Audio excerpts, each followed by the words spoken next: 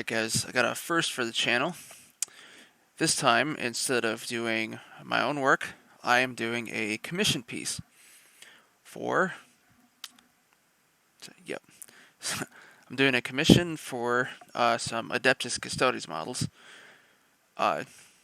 So, what makes this different is, rather than doing my own paint scheme my own way, this one's actually a little bit more complicated. I actually have a set of instructions that the person wants me to do, and this is a guy out of one of my local gaming leagues.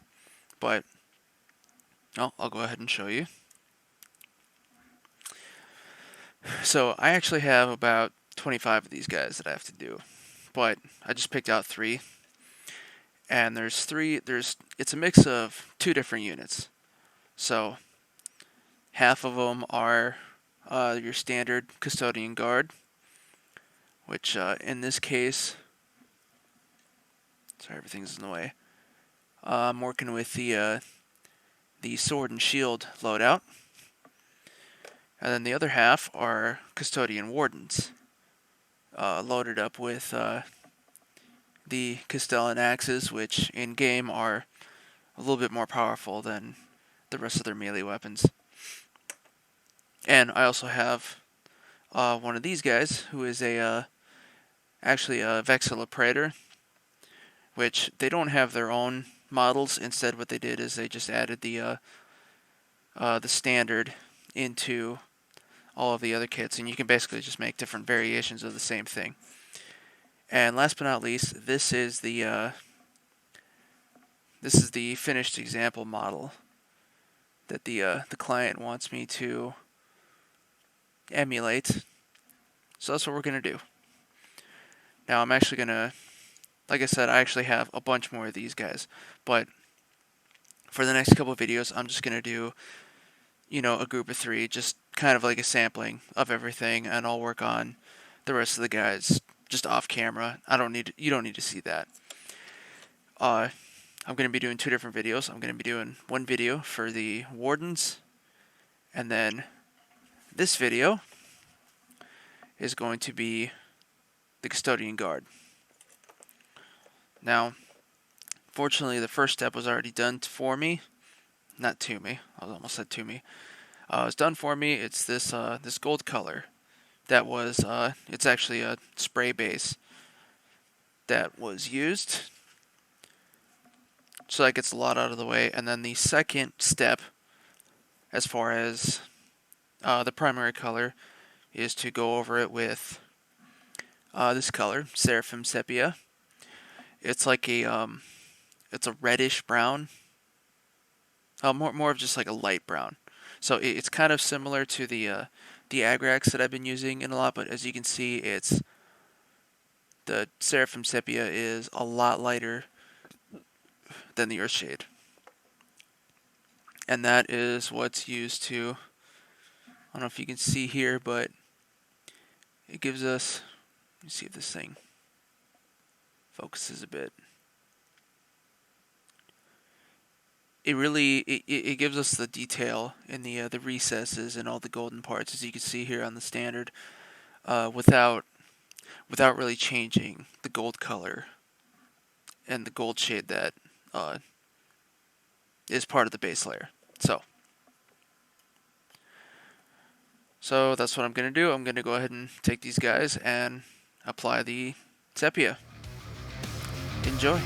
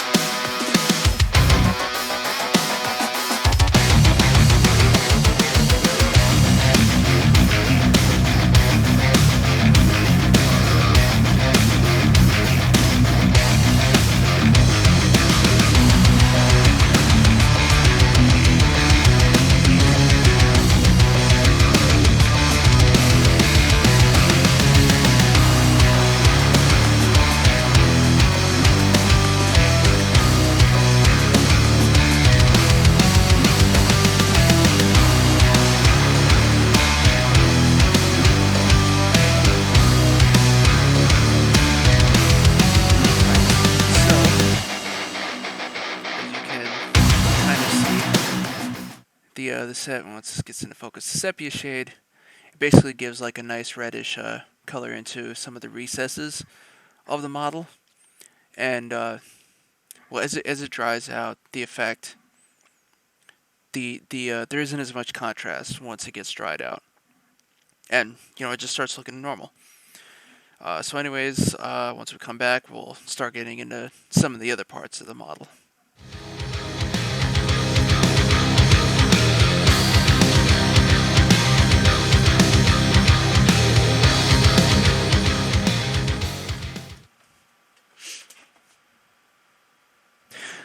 Alright, so we got the base armor color done with the Custodian Guard. And so now what we're going to do is we're going to move on to the browns and the reds on these guys. Now, fortunately with these models, there isn't really a lot of overlap between those two color bases. There will be a little bit on the gloves. So what we're going to do is we're going to get into I have some Vallejo paints that I'm actually going to be using for these. It's a little bit different because it's got the dropper top, and I'm actually really liking these. But we're going to start off with chocolate brown, if you can see there. And what this is going to go on is it's going to go on the dirt, on the bases, the gloves, and then also you can kind of see here there's some waist tassels that are also going to be brown. So what I'm going to do first is I'll go ahead and do the dirt on all these guys, since I can't really use my paint handle with these. And then I'll go back and do the gloves and the tassels.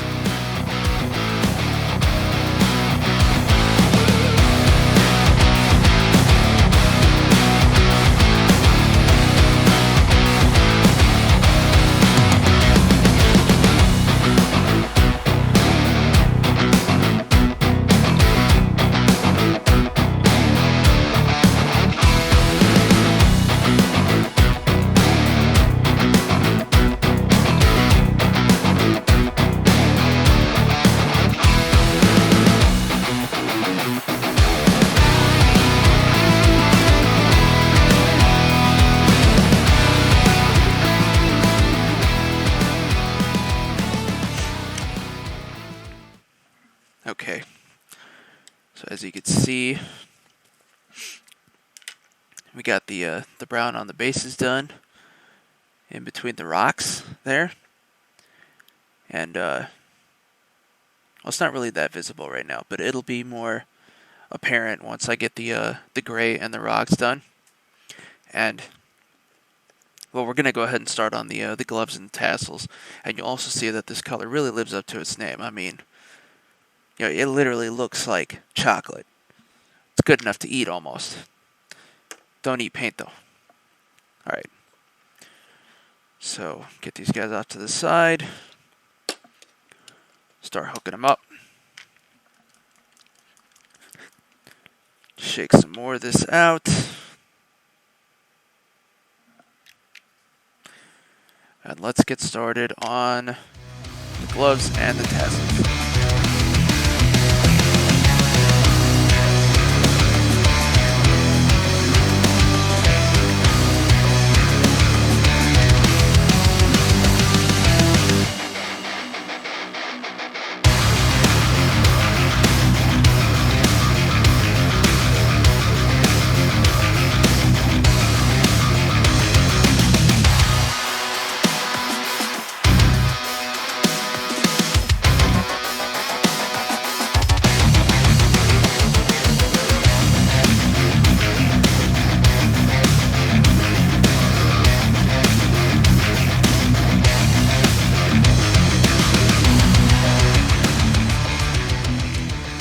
So that is the brown bits all done. And then next, we're going to go ahead and real quick move on to the red. We're going to be using flat red, if you could read that, also Vallejo color. And now, For these guys, there isn't a lot that's just straight red. It's really just the plumes on the top of their helmets.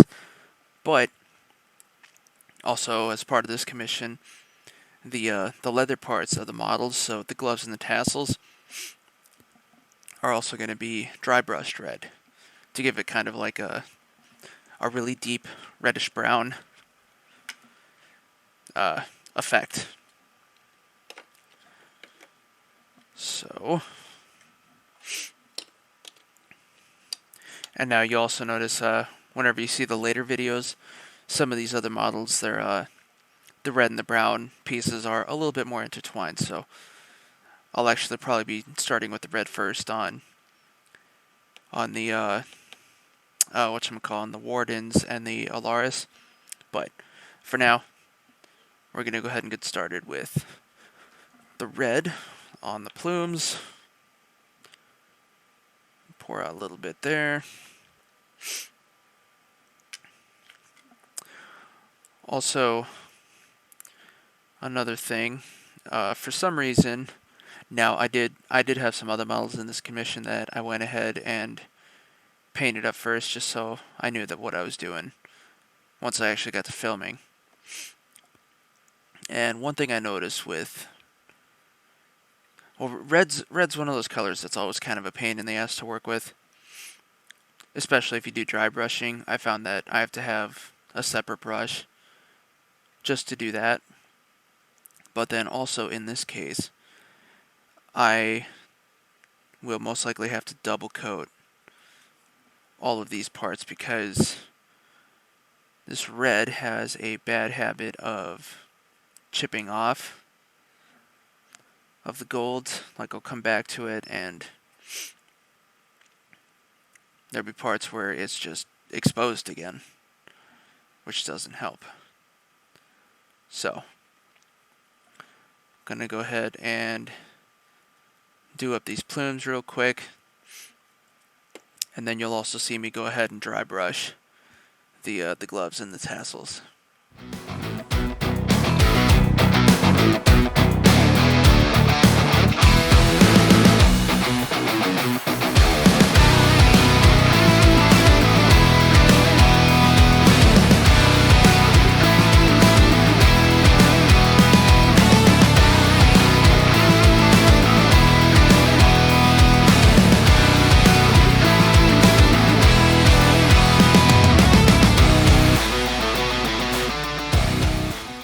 So that is the plumes done, at least one coat.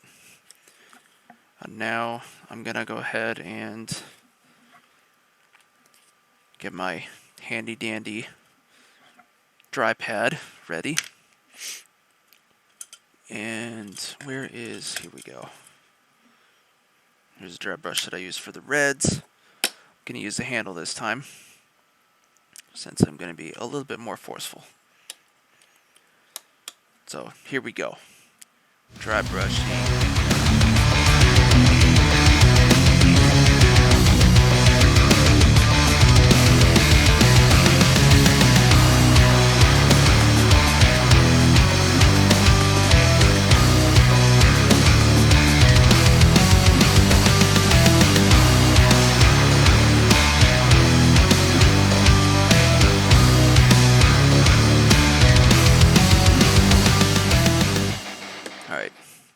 So that is the dry brushing done, and it's not entirely visible from here, but if you look a little closer, you can see that on the plumes of these guys' helmets, as the red dries, it kind of it seems to pull away from what's underneath a bit. So I'm just gonna go ahead and real quick do another layer on these plumes, and then that will finish off the red on these guys. Now with this one, it's just a quick fix of another coat, but as you'll see, some of the other guys, the Wardens and the Alaris Terminators have capes or not capes, but they have waistcloths. Well, you'll see. Sashes or whatever. Anyways, they're bigger red areas. So I will definitely have to, be diligent and make absolutely sure that I cover up whatever's showing through with those guys. In the meantime, we'll get this red on here.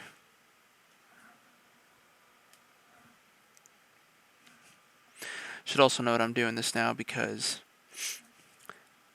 when I was, well, again, this is why I went ahead and did the other models in this commission preemptively so that I knew what I was doing, but I didn't really notice that the red was coming off until I started doing the dry brushing.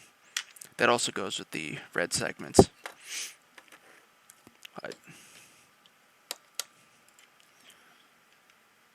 Alright. Last bit of plumage.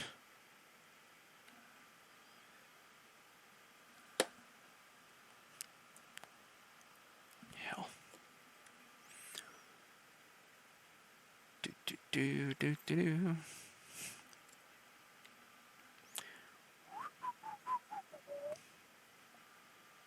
See, double check that. There's definitely a spot that I missed earlier.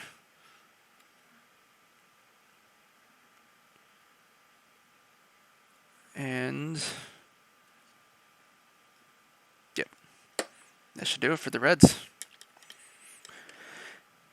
And now we're going to go ahead and do one more aspect of the base. And that is, where is it? Here we go. Got one more color. English uniform. It's a lighter brown. And what we're going to use this for is for the rims of the base. And then we're also going to dry brush it onto the dirt to give it a little bit more of a, more of a look. Actually, so I'm going to do that, and then I'm also seeing that it looks like some of the brown is starting to, or some of the gold is starting to show through on the dirt. So what I'm going to do is I'm going to go ahead and go back over the brown, and then I'll do the lighter brown on the base.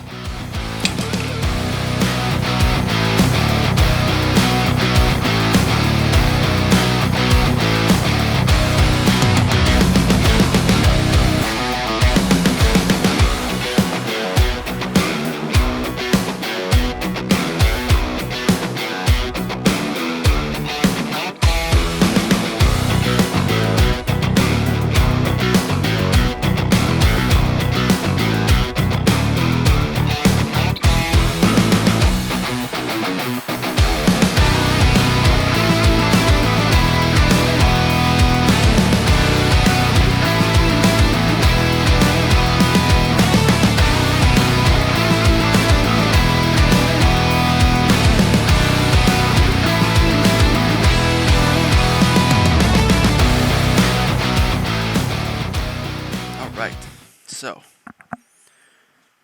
for the Custodes Guard, that is the dirt on the bases,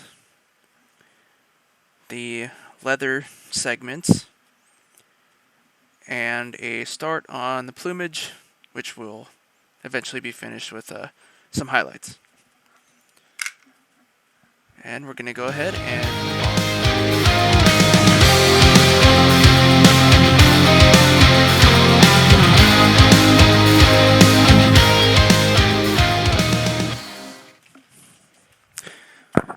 Alright, so we've done up the dirt on the bases and some of the red stuff, mainly just the plumes on these guys. And now we're going to go ahead and get into the rocks on the bases. And to start out with, the base color for the rocks is, again, Vallejo and it is this color, somber gray. So go ahead and prepare some of that. And this will give us a nice, let me get these out of the way. It's going to be a nice deep gray. Okay.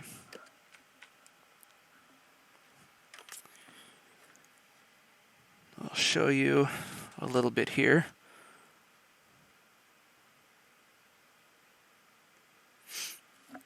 So that's more or less what the color looks like. It does seem a little bit bright, but once I get going with some of the other colors that are dry brushed over this, it'll look more like a rock. It looks kind of cartoonish by itself, but yeah, once I get more of the details in, it'll look legitimate. So let's go ahead and get this rock color on.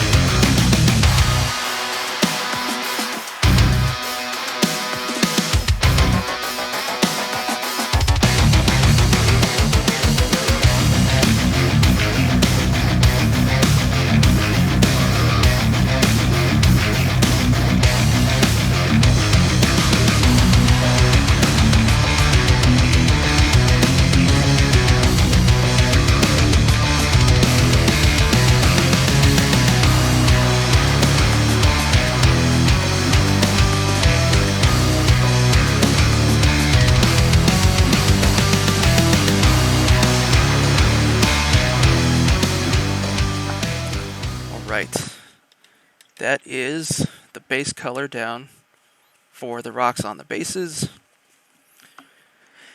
and I'm actually getting a lot better at figuring out how much paint to pour out. I managed to use up exactly enough. Now, as you can see, the color on these rocks, it looks like kind of looks like a polished concrete floor, which is not really what we want. But again, there's going to be some other colors going into the rocks that will, make it look more realistic. That being said, that is a lot of paint on one surface, and I want to let that dry. So what I'm actually going to do before getting into more of the details with the rocks, I'm going to go ahead and switch gears and go back to the red sections. And now what we're going to do is we are going to dry brush this color, orange-red, to try and get some details in their helmet plumes to stand out. So we'll put these guys off to the side, load one up. And by the time we're done with this, the rocks themselves should be dry enough to work with. So I'll get my dry brush ready on this thing. And I only need a little bit. This color also takes a little bit of work because whenever I'm dry brushing, as you will see, colors are very similar. So let's see if we can get anything to stand out. So it might be hard to see, but it's giving it a nice little bit of a reddish tinge, or sorry, orangish tinge. The base is red. Not reddish, just straight up red. Alright, so also the instructions for these for this commission in particular did not call for, well, that was a little too wet. Didn't call for using shade colors on a lot of these elements, which is a different decision than I would have made for my own models, but again, you know, this is for someone else. So let's see if that turns up. Yeah, you can kind of see there's more of an orange thing going on as opposed to one of the other guys who isn't done yet, where it's just a flat red. So there's this guy done.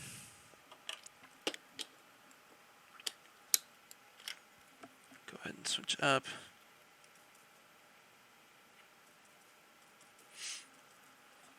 I may have grabbed a little more paint than I needed, but that's just the way it goes. So fortunately, with the dropper bottles, you have to, like I said, you have to judge how much you need to use, but also at the same time, it is better than, you know, just having a paint pot that you're leaving open while you're working. So I am thinking about switching brands here. Maybe. It'd be a while, and I'm sure I'll forget. But I also got to find a decent conversion chart. All right, that's guy number 2, and I already did that one. Here we go. Number 3.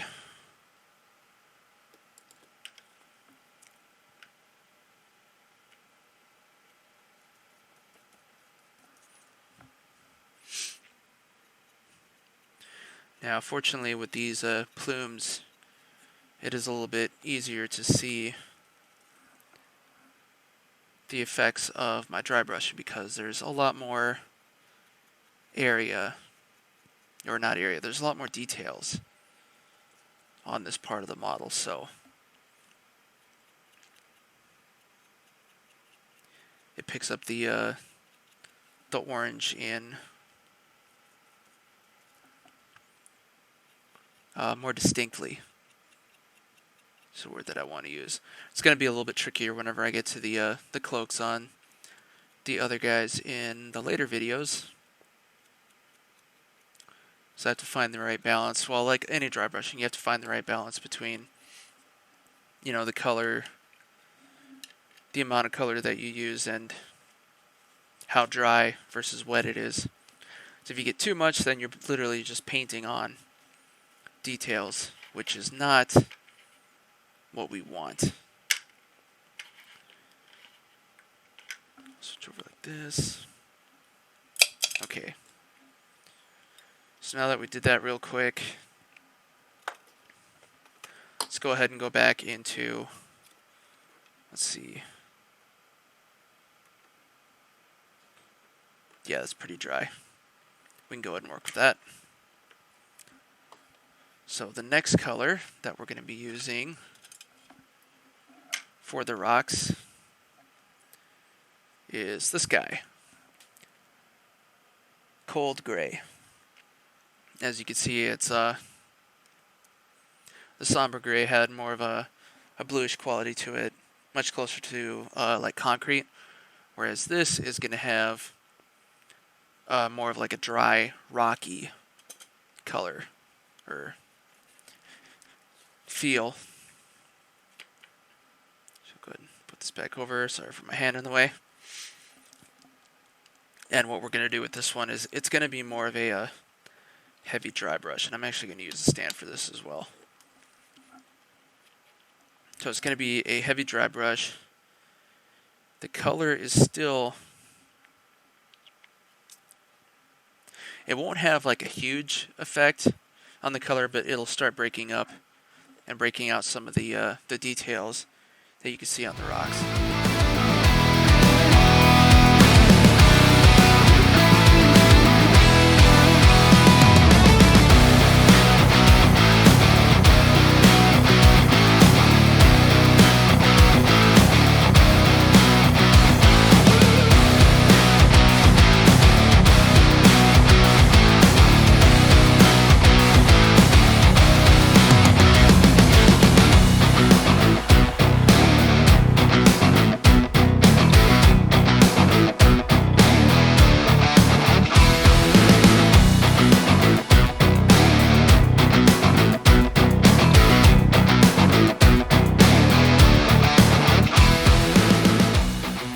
So, might be a little bit difficult to see on this camera, and actually it's kind of difficult to see in real life as well, but so that gray again helps us to break up the surface, and it kind of gets rid of the like the shiny concrete look that I was mentioning earlier.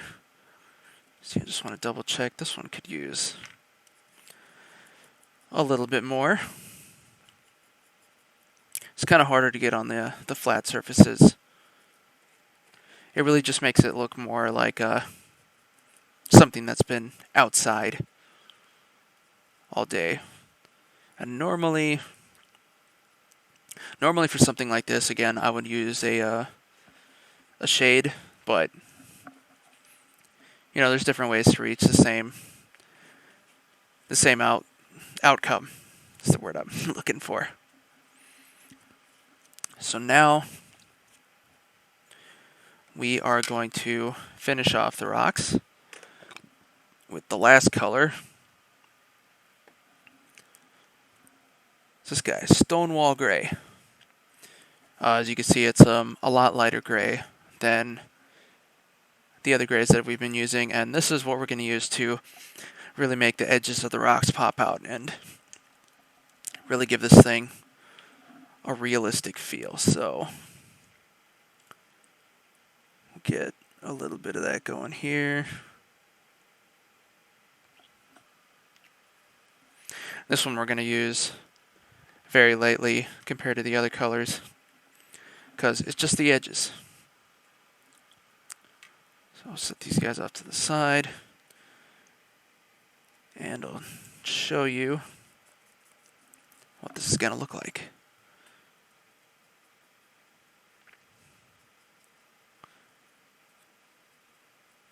We're just doing up the edges of one of these rocks.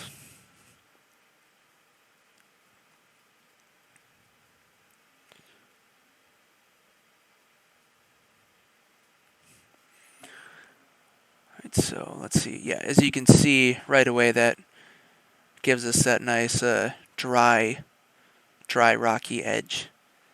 It really pops out. So we're going to go ahead and do that with the rest of the rocks.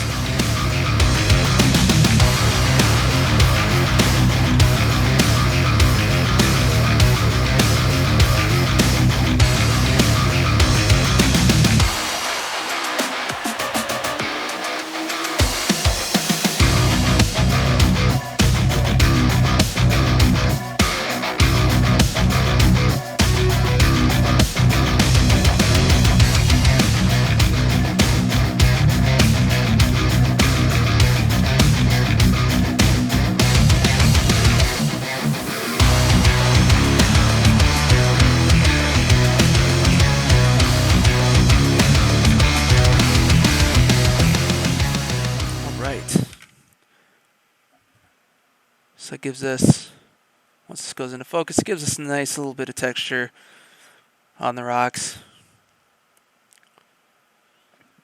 And so that is, the base is done.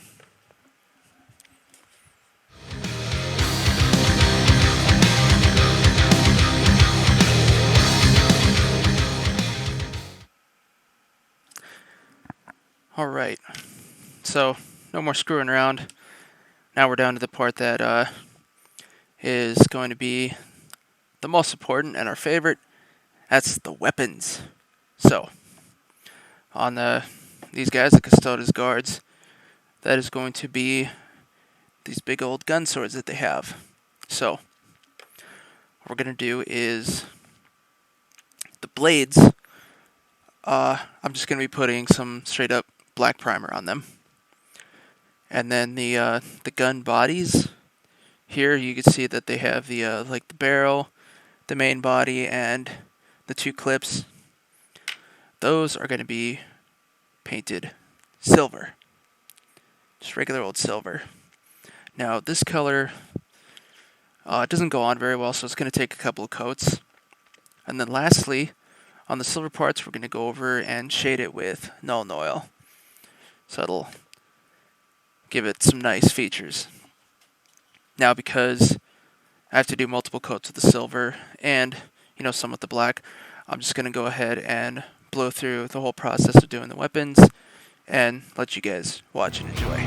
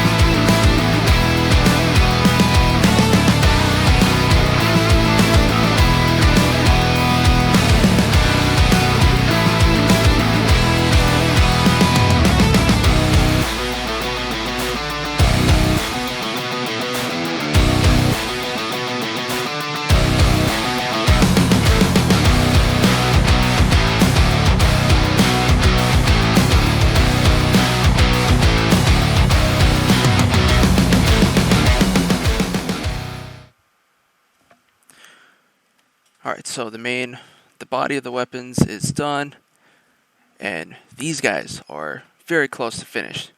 We're actually going to finish them up this time. So, all that's really left now is to do the blade treatments, and then there's a few gems on the armor here and there that we have to take care of. This is a pretty simple process. We've got a couple things that are going to happen here. First of all, so for the gems, and then we're also going to do a dry brush over the entire blade, and that's going to be done with heavy blue, this guy right here.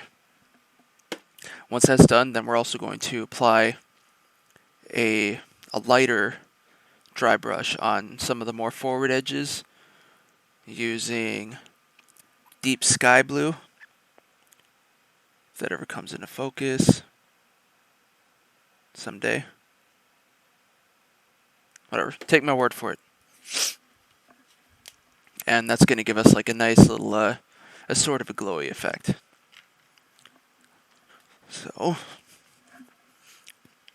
and I'm going to start with the gems on these guys, since that does not require any dry brushing. And let's see.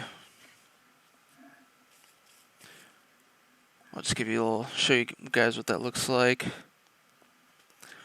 Start with this big guy on the front of the shield here.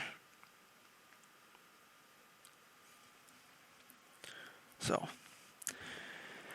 as you can see, that's a pretty solid blue color.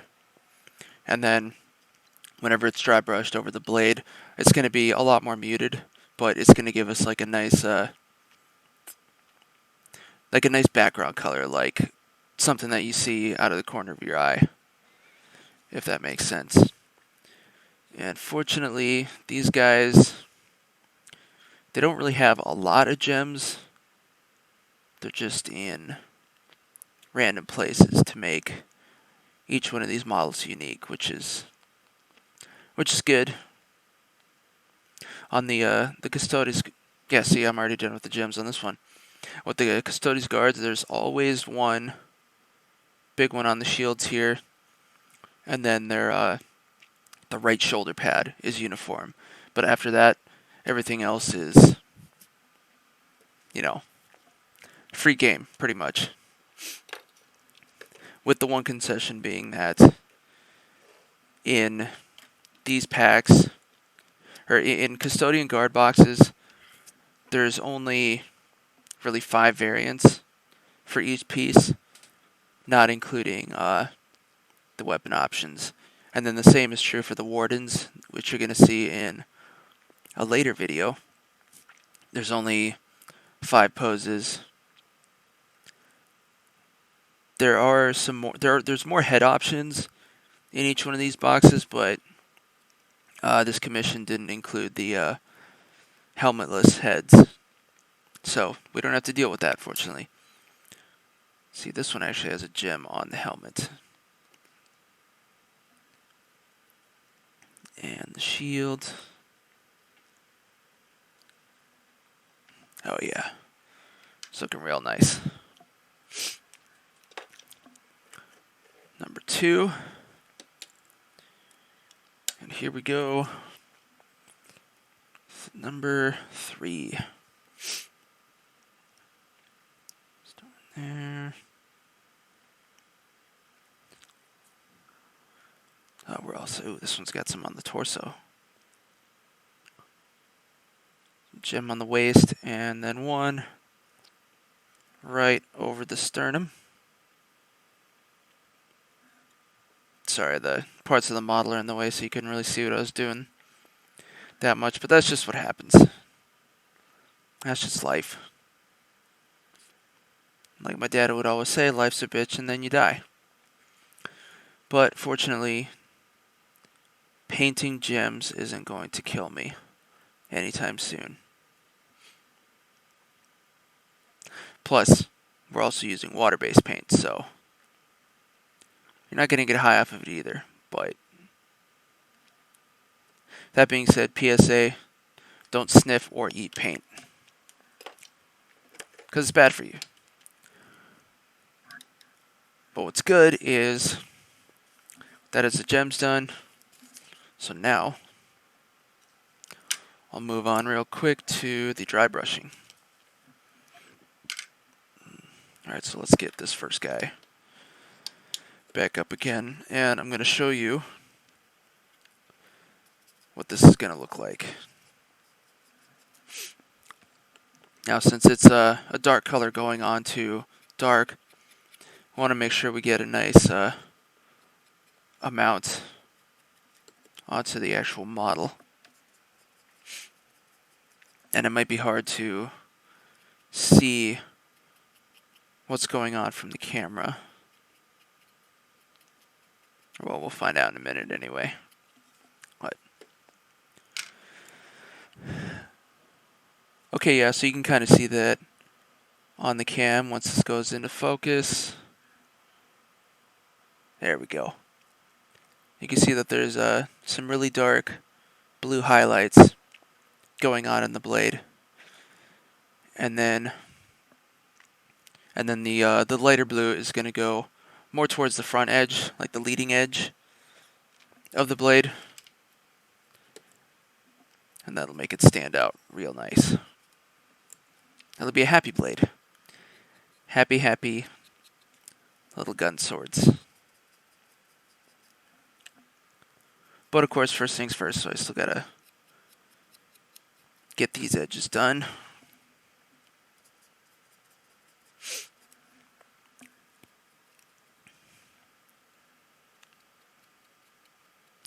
And again, it's interesting to do this commissioning just because, there's a lot of this with the instructions on these models that are different from what I would normally do. But I mean, that's the fun part,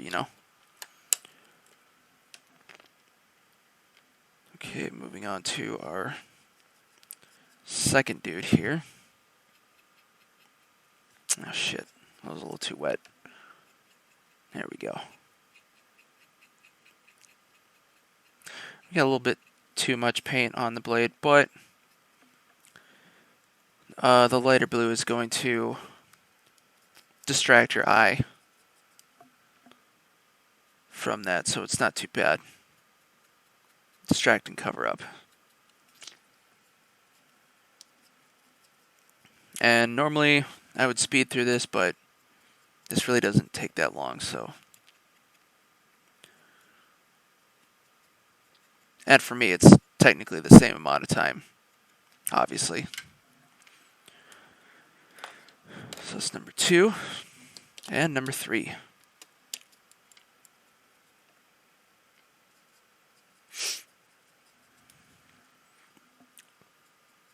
All right. Side number 1.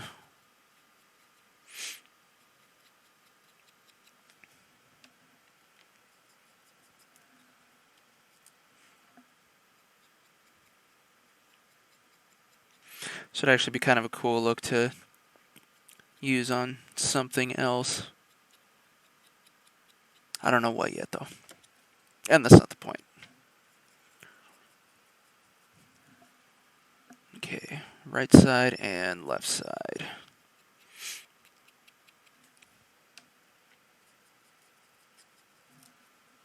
Just about.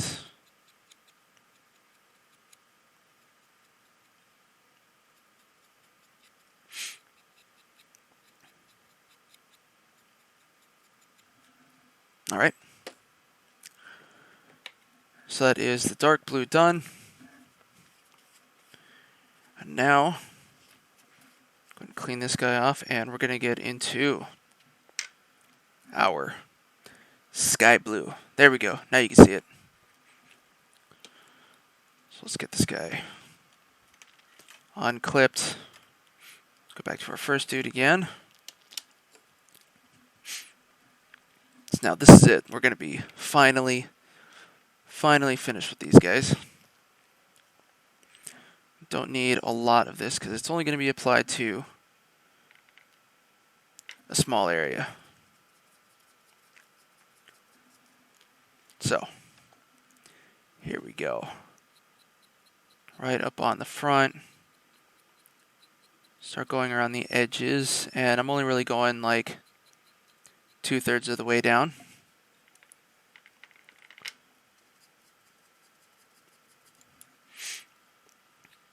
And the other side. And then we're going to really get some more closer to the tip here.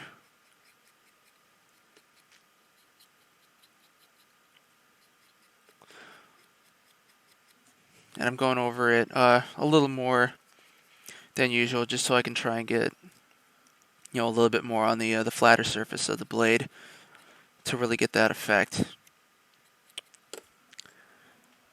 And as you can see, we got a nice bright glowing edge on towards the tip of the blade. And that side is done. Now we just need to do the underside. Which, granted, you probably won't see much, but it's the principle. You got to do the whole thing.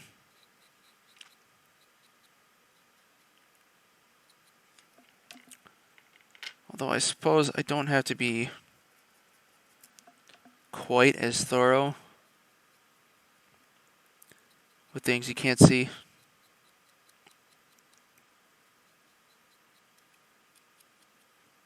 Now you also notice that if you see like other... Alright, so yeah, that blade's done there. And this model is actually finished. Yippee. tired of working on these guys anyway. But you'll actually see on a lot of other model pages. Well, first of all, I got these whenever these came to me. They were already fully assembled, which is fine. But you'll see a lot of other hobbyists who do something similar to this. They will actually paint all their models in pieces. So they'll have the like the arms and legs and different parts pinned onto a rack so they can paint them that way. But I don't really like doing that because it's a lot of time, and I'm not trying to win any contests, so to speak. But then also B, you don't want to waste time painting something that isn't really going to be visible once it's all put together. So, like for example, on these guys with the shields. Alright, that one's good. Like, I don't really spend a lot of time working on, anything on the inside of the shield that much. Because, I mean, quite frankly, you just don't see it. I did treat the gloves a little bit like the fingers, because you can kind of, sort of see those, but beyond that, you're not getting anything. Alright, we're down to our last Custodes Guard model. Get these edges done.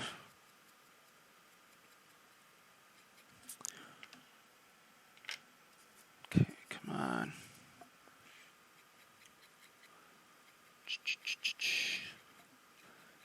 Get some paint in the point on this guy.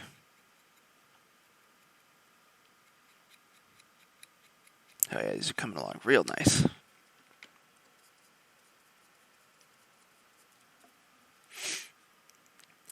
And the other side.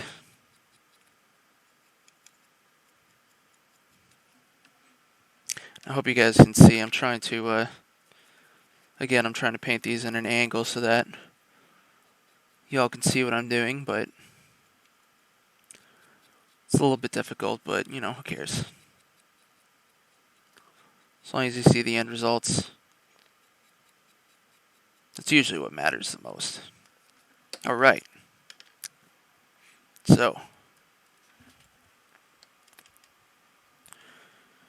there you have it. Make sure I can see myself. Alright, come on, get into focus. That is one Adeptus Custodes Guard. All finished. Oh, wow. Nice and shiny. A little too bright. Nah, fuck it. Yep. Someday. There we go. Alright. One more shot from the front. So there you have it. Adeptus Custodes Guards in their full glory. If you like this video, go ahead and like and subscribe. Give me a review.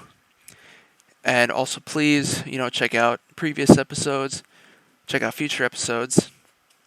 And if you want something a little bit different, check out my other podcast, the Jankety Podcast. Here on YouTube, as well as anywhere you get podcasts, which is, usually iTunes and a couple other services.